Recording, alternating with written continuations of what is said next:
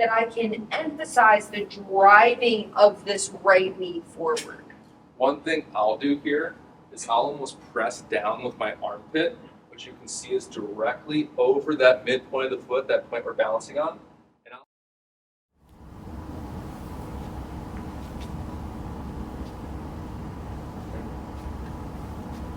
Okay, today we are going to talk about stretching out the QL and also all the muscles of the back and side of your abdominal wall.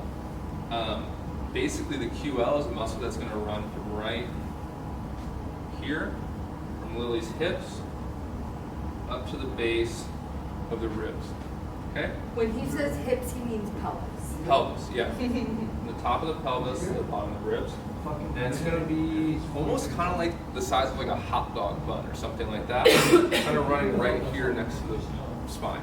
Okay, there's going to be one on each side.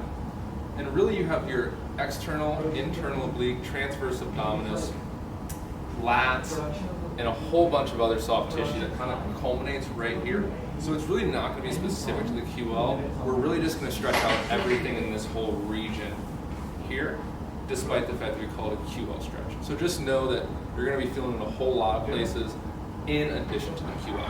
Absolutely. And you can kind of modify the stretch and wrap it around to different soft tissues on the side of your body. And if you're like everyone else in the universe, this is an extremely tight area of the body. So it's going to feel great. So turn to the back. Towards that? Nope.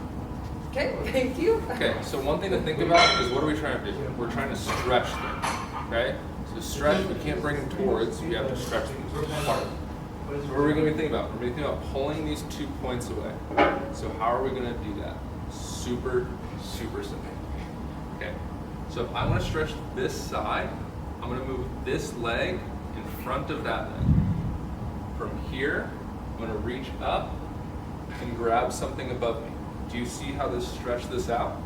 Now if you want more of a stretch, you're going to lean in and let gravity kind of pull all that.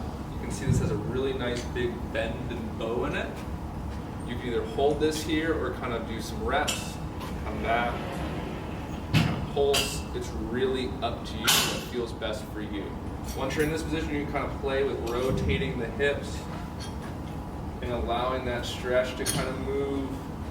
You can feel with rotating and playing with this foot to kind of feel that different stretch on that shin and thigh.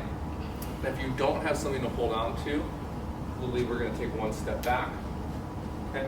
We're going to repeat the same process. So we're going to cross this foot in front of that one, reach this arm to the sky, and then slowly reach over as you shift that hip this way. This one's going to be a little bit more energetically demanding for you. It's going to have a little bit more of a core stability aspect and just overall stability aspect, but it's still fantastic. And here in this position, you're still going to play with moving the hips, maybe rotating and turning your hand, or rotating and playing with that foot on the ground. And I want to add that we really like to move in the way that we already move the best. So there's going to be a spot where you have the most range of motion. It's probably going to feel the best. But the reason we're rotating is we're exploring the layers of our tissue that doesn't move as much. So take the time to feel where are you tightest and where do you really need this stretch the most, so that you're getting an effective opening where you need it, not just the place you can already move the most. Yeah, totally. And it's so true. It's going to vary day by day, so don't get too worked up about it. Take your body where it's at that day and just try to work on getting it where you want it to go. One last layer is that I'm going to show you from the side that in every pose we do, it can be really easy to lose the integrity, especially when we start rotating around in our pelvis by letting it rock forward like this.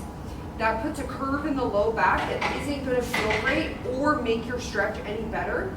So I want you to make sure that your pelvis, or you could think about the waistband of your pants, is actually parallel to the floor. So the rotation isn't coming from the low back, but it can actually come from the stretch that we're looking for on the tissues on the side of the body. Okay? Enjoy this awesome exercise. Oh, yeah.